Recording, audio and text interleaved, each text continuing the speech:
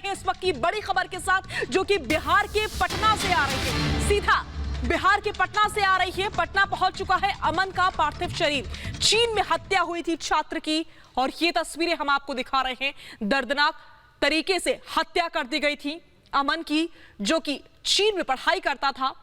और इस बीच बड़ी जानकारी ये कि अमन का पार्थिव शरीर पटना पहुंच चुका है। अमन के घर वाले लगातार कोशिश कर रहे थे कि उनके बच्चे के पार्थिव शरीर को हिंदुस्तान लाया जा सके। सरकार से गुहार लगाई गई थी और सरकार ने मदद की।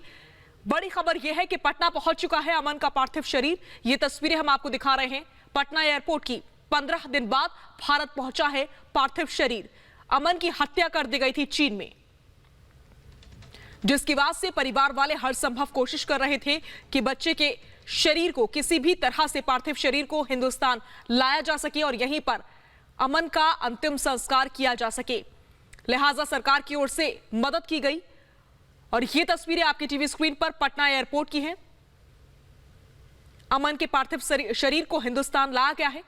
पटना एयरपोर्ट पर इस समय एम्बुलेंस आप देख रहे हैं। पूरे 15 दिन बाद भारत पहुंचा है अमन का पार्थिव शरीर।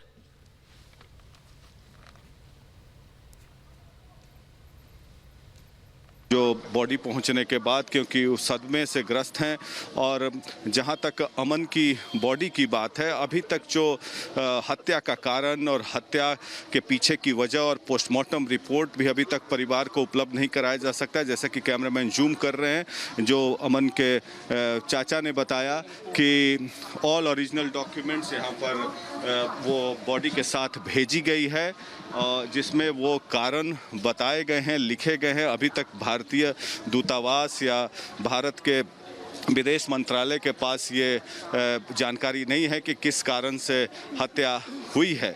अब अमन के परिवार वाले, जो कि बड़े पैसा जमा करके इनको भेजा था वहाँ चाइना पढ़ने के लिए, इंटरनेशनल बिजनेस स्टडीज़, ये 2 चाचा आए हुए हैं, उनकी बहन है, माता पिता हैं जो गया में रहते हैं। तो ये बॉडी के साथ ये डॉक्यूमेंट भेजा है, जो बताया कि जिसमें कारण बताया गया। कारण नहीं मुझे बताया गया सर कि उसमें डॉक्यूमेंट भेजा हूँ। उसमें क्या लिखा है ये मुझे नहीं बताया गया, सिर्फ बोला गया कि डॉक्यूमेंट हम भेजे हैं उसमें। अभी तक कोई अधिकारी ने वहां से ये जानकारी नहीं दी कि किस कारण हत्या हुई, पोस्टमार्टम रिपोर्ट में क्या आया। हमें उसमें कुछ नहीं बताया गया, सिर्फ बताया गया हत्या हुआ है, डॉक्यूमेंट जाएगा। इसके अलावा हमको कुछ नहीं सर पता है कैसे हुआ, क्या हुआ, सरकार जी बताएगी, वो तो सरकार बताएगी सर। हमको कुछ नहीं पता चला। अगर दिया भी होगा तो हम पढ़ नहीं पा रहे। मेरी हालात ऐसी है हमारे परिवार का कि न हम टीवी देख पा रहे हैं, न न्यूज देख पा रहे हैं, तो हम किस हालात में पढ़ सके। तो सर सरकार जो समझ सकती है, तो जो भी होगा वो सरकार, मतलब सब सरकार से आप मांगिए। आप कहाँ के मांगना सरकार से जानकारी, आप सरकार से मांगिए, हम कहाँ से देंगे। जब मेरा पुत्र ही नहीं रहा तो हम जानकारी कहाँ से दें। जब मेरे पुत्र का जानकारी नहीं है कि कैसे हमें क्या हुआ, तो डॉक्यूमेंट पे क्या विश्वास करेंगे। वो भारत सरकार जो लिख के देगी, हम भारत के नियम के अनुसार चलेंगे। जो भी भारत सरकार लिख के देगी, हम हाथ जोड़ के कहते हैं उसको पालन करेंगे।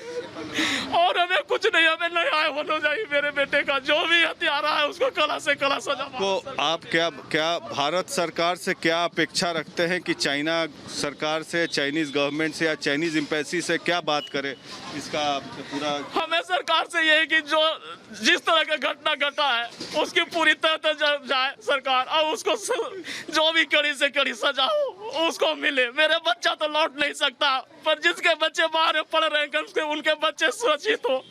और हम सरकार से चाहते हैं कि जिस भी देश में हमारे बच्चे पढ़ रहे हैं, किसी के बच्चे पढ़ रहे हैं, उनकी सुरक्षा सरकार दे।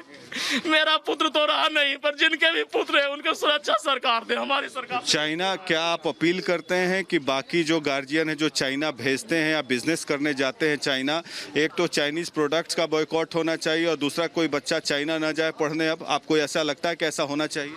सर ये हम अपने पर्सनल भी पूरे देश के सामने नहीं रख सकते हैं। मेरा सोचता मेरा बच्चा, भारत सरकार के अच्छे संबंध है चीन से, सारा व्यापार हो रहा है, सारी प्रक्रिया देश विदेश में हो रहा है चीन के साथ। तो हमें क्या पता था कि हत्या हो जाएगी? तो हम कैसे कह सकते हैं कोई माँ बाप चीन नहीं भेजे? जिसकी सोच जहाँ तक होती है वो पढ़ाने के लिए सक्षम है। तो हम नहीं कह सकते कोई अमेरिका पढ़ाए, कोई जापान पढ़ाए। जिसके माता पिता जहाँ सक्षम है वहाँ पढ़ाते हैं, तो हम किस आधार पे कहेंगे कि वो चाइना या जापान नहीं भेजे? हम तो सरकार से एक ही मांग रहेगा कि जो भी बच्चे विदेश में भी हैं उनकी सुरक्षा सरकार करे। मेरे बच्चे को तो दे नहीं सका, पर जो भी बच्चे विदेश में किसी भी देश में भारत के बच्चे हैं उसकी जिम्मेदारी भारत सरकार पर खूब ही निभाए, उनको सुरक्षित रखे, यही हमारी मांग है सर। तो थोड़े देर में अब ये शव को यहाँ से उठाकर ये बॉडी को ले जाएंगे यहाँ से बोधगया, और ये एम्बुलेंस वैन है और परिजन जो हैं पूरी तैयारी कर रहे हैं जिसमें कि बॉडी को ले जाएंगे और जहाँ तक और वहाँ पर अंतिम संस्कार होगा। लेकिन जहाँ तक कारण और सारे वस्तुस्थिति है वो पोस्टमार्टम रिपोर्ट में ही दर्ज होगी, जो कि भारत सरकार और भारतीय एम्बेसी और भारत दूतावास को पता होगा, और या तो हो सकता है कि जानकारी नहीं दी गई होगी चाइनीज़ गवर्नमेंट द्वारा। तो अब ये न्याय की मांग कर रहे हैं कि हमारा बच्चा जो है चाइना पढ़ने गया, बड़े अरमान के साथ उन्होंने पैसे की जुगत की और उसके बाद वहाँ पर भेजा गया। और ये देखिए अमन की अंतिम यात्रा की शुरुआत भारत में, और ये बॉडी को यहाँ से ले जाया जा रहा है पटना एयरपोर्ट से गया के लिए। गया अपने गांव में जहां पर अंतिम संस्कार होगी। और ये अमन के परिजन हैं जो कि रोते बिलखते परिजन, ये देख सकते हैं काफ़ी भावुक पल और सदमे में हैं। 20 वर्षीय अमन जिसकी संदिग्ध परिस्थिति में मौत हो गई थी और बाद में पता चला कि उसकी हत्या किसी नॉन चाइनीज़ रेसिडेंट ने किया, जो कि चाइनीज़ दूतावास के द्वारा बताया गया। और उसके बाद से रिपब्लिक टीवी ने पूरा कैंपेन चलाया जिसके बाद से बॉडी भारत वापस आई है, क्योंकि पहले पता चला था कि पोस्टमार्टम होने के बाद महीनों लग जाते हैं। और इस पर हम लोगों ने लगातार मुहिम चलाया जिससे कि बॉडी जो है 10 दिन के भीतर भारत पहुंच चुकी है। और ये देखिए बॉडी को अंतिम यात्रा के लिए गया की ओर रवाना किया जाएगा और उसके बाद वहाँ अंतिम संस्कार होगी, जहाँ पर उनके माता पिता बहन सभी को बेसब्री से इंतज़ार होगा अमन को आखिरी विदाई देने की। और पूरे सदमे में पूरा परिवार और एक तरीके से रोते बिलखते परिजन। और ये गया एडमिनिस्ट्रेशन और बिहार सरकार द्वारा ये एम्बुलेंस लाई गई। तो ये बताइए, रिपब्लिक टीवी ने पूरा मुहिम चलाया इसके लिए, तो बॉडी आई। हम सब गुजार रहे हैं सर, हाथ जोड़ के हम आपको प्रणाम करते हैं। अगर आप लोग माध्यम नहीं बनते तो मेरा बच्चा का सब नहीं आता। जिस तरह से भारत सरकार और बिहार सरकार का रवैया है उस तरह से नहीं लग रहा था कि हमें सब यहाँ पे लाते। अगर मीडिया सामने नहीं आती, हमारी मदद नहीं करती, तो ये सब लाने में असफल होती भारत सरकार। ऐसी सरकार से हमें नफरत है, एकदम नफरत है। यहाँ पे अभी जाति पाति अभी भी देखा जा रहा है। एक दलित का बच्चा पढ़ने जाता है विदेश, उसका हत्या होती है, यहाँ पे कोई देखने नहीं आता है।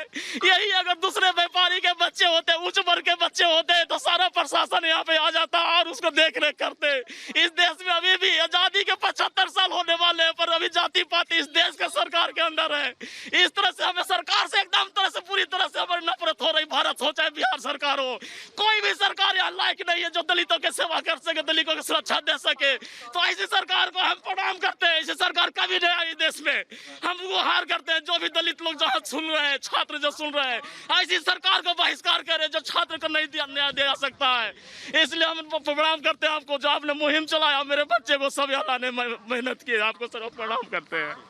ये भावुक पल आपके लिए। और ये अमन के एक बच्चा का सब आता है विदेश के विद्यार्थी का, यहाँ के जनप्रतिनिधि, यहाँ के पदाधिकारी को देखने तक नहीं आता, इसलिए कि हम दलित है। मेरे बच्चा दलित है इसलिए कोई देखने तक नहीं आता। यहाँ पे दूसरे जाति का होता, दूसरे धर्म के होता, तो उसके लिए सारे मुखिया, सारे नेतागण, पदाधिकारी यहाँ पर आ जाते हैं। लेकिन अभी भी इस देश में जातिवादी कायम है। हम लोग चीख चीख के बोलेंगे जब तक जीवित रहेंगे। यहाँ की सरकार अंधी बारी गूंगी है, तो नहीं दलितों को ये हम गुहार करेंगे हमारी चाचा जो कि काफी सदमे में हैं और जिस तरीके से अत्याचार होता है तो क्यों आंख बंद कर लेती है यहाँ के सरकार, चाहे न्यायालय हो या राजनीतिक दल हो या पदाधिकारी, क्यों नहीं देखने आते? यहाँ के पदाधिकारी रेलवे के कहाँ चला गया एयरपोर्ट का, यहाँ के पदाधिकारी कौन है जो अभी मिलने तक नहीं आया कि सब जा रहा है? किस प्रकार के पदाधिकारी यहाँ पर है? तो ये है अमन का बैगेज, जिसमें उनके किताब, कॉपी, कपड़े, सारे ये कपड़े हैं। ये इधर आइए, यहाँ कौन है अथॉरिटी का? कौन पदाधिकारी यहाँ पर? ये क्या है? इसमें बच्चे का सारा सामान है, पढ़ने लिखने का था सर, किताब है, कापी कलम जो ये कपड़ा होगा, सब कुछ नहीं है। ये सिर्फ बच्चे का सामान, जो पढ़ाई लिखाई का सामान है सर। पढ़ाई लिखाई का सामान, जी सर, पढ़ाई लिखाई का सर। जी सर, ये यादगार रहेगा उनका। जी सर, सब कुछ है। और ये भी साथ में आया है उनके, ताकि परिजन जो हैं इनको संजो कर रख सकेंगे अपने घर में। और तो ये आखिरी पल, अब थोड़ी क्षण में अमन की शव यात्रा गया की तरफ जाएगी, जहां पर वहां अंतिम संस्कार होगा और अंतिम संस्कार के बाद आखिरी विदाई। और अभी तक जैसे कि परिवार वालों को देख सकते हैं हम लोग कि सदमे में हैं। और जहां तक इन्हें जानकारी जो दी गई है बीजिंग दूतावास से या भारतीय दूतावास से या भारत सरकार के द्वारा, उनको अभी तक कारण नहीं पता चला है और जिसके कारण मौत हुई। पोस्टमार्टम रिपोर्ट बताया गया है कि सारे ओरिजिनल डॉक्यूमेंट्स बॉडी के साथ भेजे गए हैं। पोस्टमार्टम रिपोर्ट में बातें सामने आएगी, क्योंकि उन लोगों को पोस्टमार्टम रिपोर्ट की जानकारी नहीं है। और जहां तक नॉन चाइनीज़ रेसिडेंट को हत्या का जिम्मेवार बताया जा रहा है, उनकी गिरफ्तारी हुई है। क्या कारण था जिसके कारण अमन के साथ अदावत हुई, ये भी अभी पता नहीं चल पाया है। और ये जो है उनके परिजन जो हैं एक तरीके से सदमे में हैं और वो बता नहीं पा रहे हैं कि क्या कारण हुई जिसके कारण उनके बेटे की हत्या कर दी गई। और भारत सरकार को इसकी जांच करवानी चाहिए अंतर्राष्ट्रीय स्तर पर, अंतर्राष्ट्रीय फोरम पर। और अब कुछ ही क्षण में शव जो है गया की ओर रवाना होगी, जो इस एम्बुलेंस वैन में जाएगी। Back to you.